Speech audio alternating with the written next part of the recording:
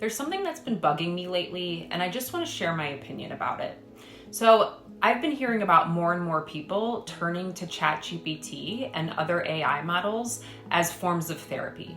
And as a therapist, this is a little bit concerning. So, I want to start with the positives.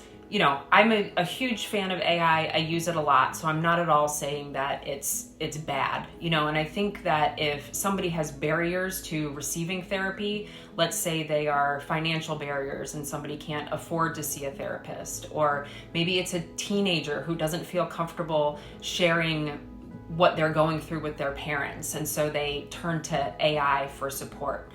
Those are all great uses for it. However, when it comes to actual therapy, we have to keep in mind that AI is a robot. It's a machine.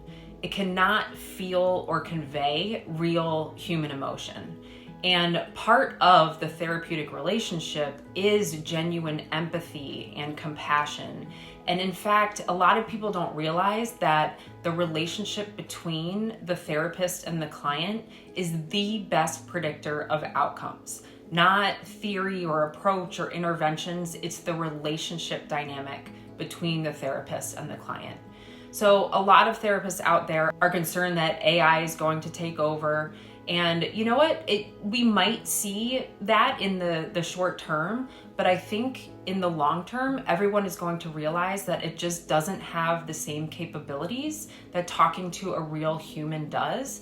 And as humans, we are social creatures. We need to have human connections and express vulnerability and express those emotions and connect around those things. And that's something that AI just can't provide.